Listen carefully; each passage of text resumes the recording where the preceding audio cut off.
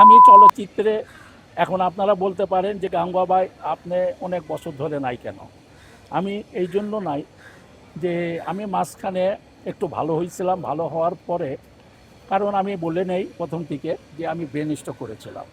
আমি brain stroke করে আমি ৫ বছর প্যারালাইজ ছিলাম। তারপরে ২ বছর আস্তে আস্তে আস্তে আস্তে আস্তে আস্তে আমার ঠিক হইতে লাগছে। ৭ বছরের ভিতরে আল্লাহ আমাকে মাফ করছে। আমি এখন পুরা সুস্থ। আমাকে কেউ দেখেই বুঝতে পারবেন না আপনারা যে আমি হলাম অসুস্থ একটা লোক, ব্রেন স্ট্রোকের লোক। কারণ আমার মুখ বেঁকা, হাত টাত বেঁকা, পা বেঁকা, পুরাটা একবারে পুরাটা প্যারালাইজ। আমার বিছনা থেকে উঠতে আমার লাগছে ৫ বছর। বিছনার মধ্যে প্রস্রাব পায়খানা সব কিছু। তো এইরকমভাবে দিন যাপন করতে করতে আল্লাহ আমাকে সুস্থ করেছে। আমি দেখেছি আমাকে কেউ ১টি টাকা দিয়ে সাহায্য করে নাই, সহযোগিতা করে নাই, কেউই কিছু করেন, ফোনও দেয় না। তো আমাকে কে দেখছে? আমি বুঝতে পারছি আমাকে একমাত্র আমার আল্লাহ দেখছে। তাহলে এখন আপনারা এখন জবাব দেন যে আমি ওই আল্লাহর পথে থাকবো না আপনাদের সঙ্গে থাকবো? এটা আপনাদের কাছে আমার প্রশ্ন হয়ে গেল। আপনারাই উত্তর বার করতে পারবেন। এই জন্য আমি আসি না। আমি এখন আল্লাহর ধ্যানে আমি চলে গেছি আস্তে আস্তে। এই বছর যদি আমি হজ করতে যদি পারি তাহলে আমি আরও আসবে না। যতটুকু আপনারা দেখতেছেন মনে হয় যে এটাই আমার লাস্ট আমার হতো। এটা আমি আগেও বলেছি আপনাদের সাক্ষাৎকারে বলেছি যে আমি যখন হজ করব আমি কিন্তু আমাকে আর কোনো সময় আমার ফ্রেমে দেখবেন না। আমি গাঙ্গুয়া, এটা আমার হলো চ্যালেঞ্জ। আমি সবই আমি শপথ করছি, আমি সবই আস্তে আস্তে ছেড়ে দিয়েছি। আমি কোনো কিছু আমি ইয়ে করি না। আমি নিশা পানি হয়তো সিগারেট আমি কিছুই আমি খাই না। একটা শুধু চা খাই, তারপরও দেখে দেয় এই নাহলে আমি বাইরে কোনো জিনিস খাই না, কিচ্ছু না। এই আল্লাহ আমাকে সিনেমা থেকে বেরিয়ে যাওয়াটা কি মানে আরো আগে সিদ্ধান্ত নেওয়া দরকার ছিল কিনা? অবশ্যই আরও আগেই ছিল।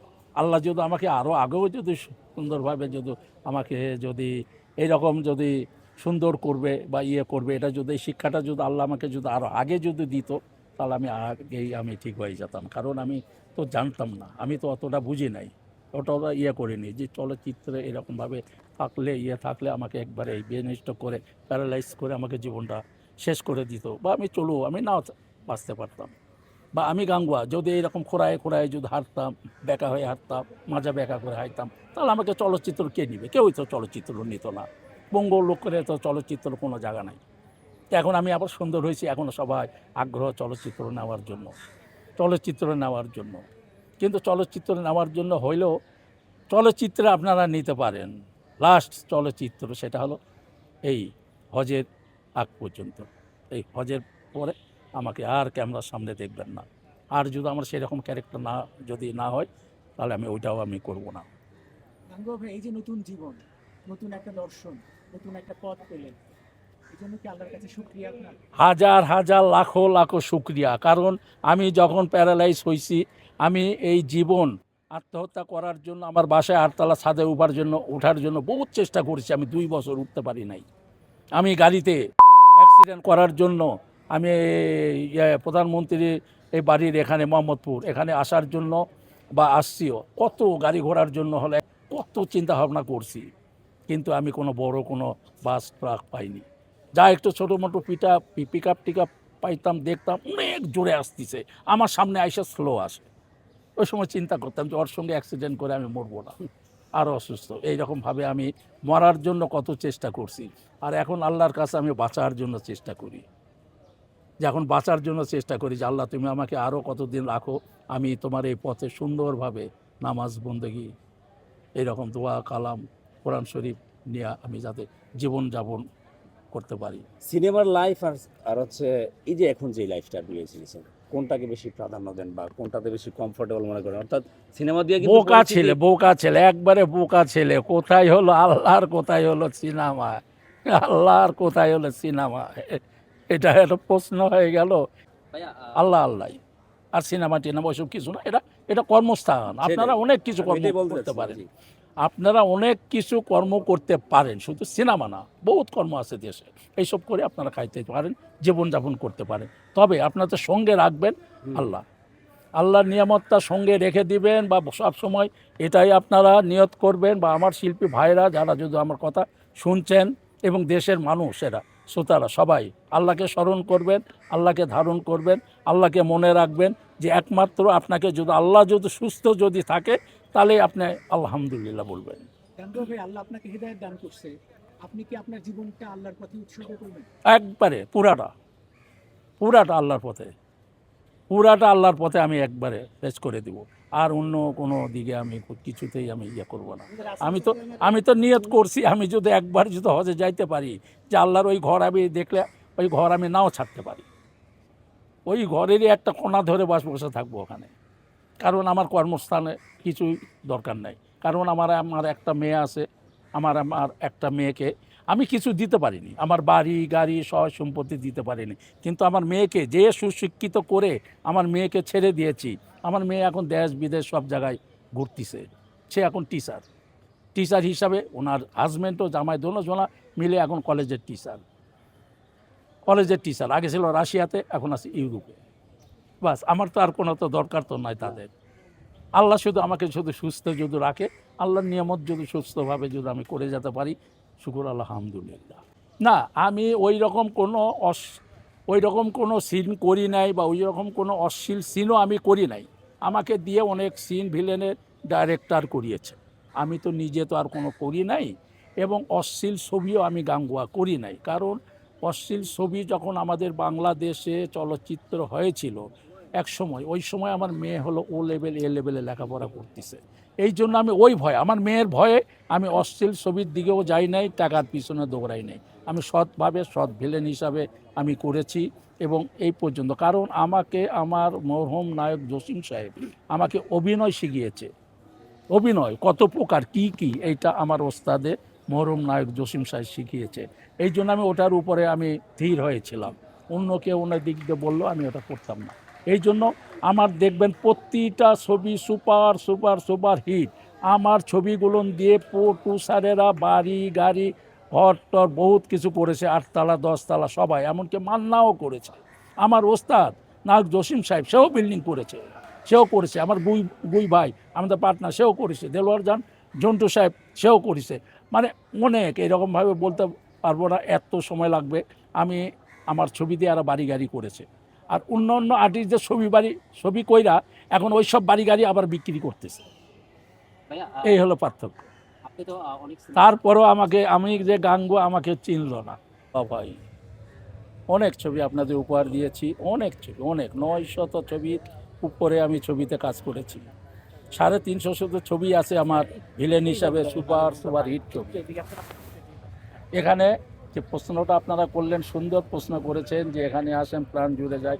অবশ্য প্রাণ জোড়ারই কথা হবে, কারণ এটা আমার বাড়ি, এটা আমার ঘর, এটা আমার সব কিছু। আমার বাড়িতে আমি আসবো না? অবশ্যই আসবো, একটু দেরিতে হলেও আসবো, আর পরে হলেও আসবো। আর আমার বাড়িতে এত বড় একটা উৎসব চলিতেছে, আমাদের ইলেকশন, সেটা হলো শিল্পী সমিতির ইলেকশন। শিল্পী সমিতি, শুধু শিল্পী সমিতি না, চলচ্চিত্র শিল্পী সমিতি মানে বিশাল ব্যাপার। কিন্তু আমিও যেটা দেখতেছি বা যেটা দেখলাম, আপনাদের মতনকার অনেক এরকম পত্রিকার মাধ্যমে এবং অনেকে বলে মোবাইলের মাধ্যমে, ফেসবুকের মাধ্যমে যেটা আমি দেখতে পাইলাম, কিন্তু আমি কোথাও শিল্পীদের পরিবেশন দেখতে পারি নাই। যে কর্মকর্তারা দাঁড়িয়েছে ওনাদের আমার হলো কথা যে ভাই, আপনারা তো দাঁড়িয়েছেন, আপনারা সুন্দর করে এখানে বড় একটা স্টেজ করতেন, করে এইরকম পাগলের মতনকার ডুস না করে, ওই আল্লাহ চিগড়ি না করে আপনারা সুন্দর মতন একটা স্টেজ তৈরি করতেন। এই স্টেজে নায়ক নায়িকারা সুন্দর মতনভাবে উঠতো, ওনাদের কি প্রতিভা, ওনারা ওইটা তুলে ধরতো। এবং অন্য আরও আর্টিস্ট ভিলেন, ওনারা অভিনয় করতো, ডায়লগ বলতো, কমেডিয়ানরা হাসার অভিনয় করতো, এবং ডান্সের মেয়েরা ডান্স করতো। এইরকম সাংস্কৃতিক অনুষ্ঠান যেটা বলে, এইটা শিল্পীদের কি প্রতিভা, এটা আপনারা তুলে ধরতেন, দর্শকেরা দেখতো। ওই দর্শকেরা বিবেচনা করতো যে না, আমাদের দেশে তো এখনও সুন্দর শিল্পী আছে, তাহলে আমাদের দেশে সুন্দর শিল্পী থাকতে আমাদের দেশে ছবি চলচ্চিত্র হয় না কেন? আর এইসব শিল্পীদের কেন বসায় রাখছে সরকারে বা অন্যান্য প্রডিউসার সংস্থা, কেন বসায় রাখছে?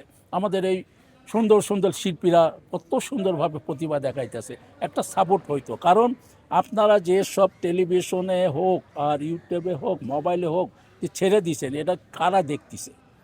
শুধু চলচ্চিত্র শিল্পীরা দেখতেছে না, বাংলাদেশের সম্পূর্ণ লোকেরা দেখতেছে, বিদেশেরা দেখতেছে, অল পৃথিবী দেখতেছে। আপনারা কী রকমভাবে পাগলের মতন কী লাফালে, এটা তো দেখলে আমাদের বাংলাদেশেরই শিল্পীরা বলতেছে যে ইনারা কারা, ইনারা কি আমাদের চলচ্চিত্র শিল্পী, ইনারা কি আমাদের চলচ্চিত্র শিল্পী? ইনারা এই জন্য চলচ্চিত্র পায় না কেন? ইনাদের নিয়ে চলচ্চিত্র পরিচালক প্রযোজক ছবি করে না কেন? এটা তো আপনাদের প্রতিভাটা আপনারা নিজেই তো তুলে ধরতেছেন। আমার এখানে বলার এখানে কোনো কিছু নাই, আপনারা তো প্রতিভা তুলে ধরছেন যে আপনারা কীরকম, আপনাদের কীরকম চাই, কীরকম আপনারা কি করবেন। আপনারা শিল্পী সমিতি কি করবে? শিল্পী সমিতি করার কিছুই নাই। এটা হলো রাজ্জাক সাহেব শিল্পী সমিতিরা তৈরি করে গেছেন 10 টাকার বিনিময়ে। 10 টাকা করে শিল্পীরা দিবে প্রতি মাসে, আর শিল্পীরা এখানে চা খাবে। এ হলো এটা চা খাওয়ার শিল্পী। ওটা আস্তে আস্তে আস্তে আস্তে বাড়তে বাড়তে বাড়তে বাড়তে এখন হয়েছে কত? 120 টাকা প্রতি মাস। 120 টাকা প্রতি মাস, এটা হলো চাঁদা, এটা চা খাওয়ার জন্য। এটা কেউ মনে করেন যে আপনার শিল্পী সমিতির সাধ্য নাই, একমাত্র উপরওয়ালা ছাড়া।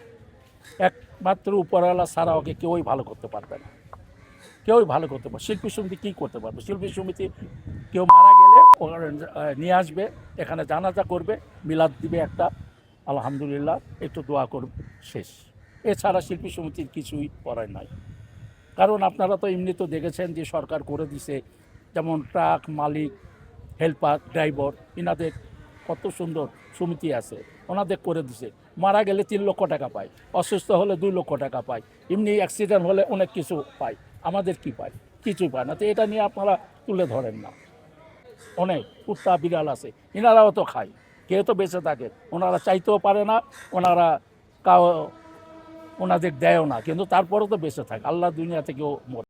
এই কথাটা কেন বলবেন? না খাইতে খাইতে মারা যায়, না খাইতে খাইতে শিল্পীরা অসহায়, এটা বলতে পারেন না। শিল্পীরা অসহায়, শিল্পীরা অসহায় আছে।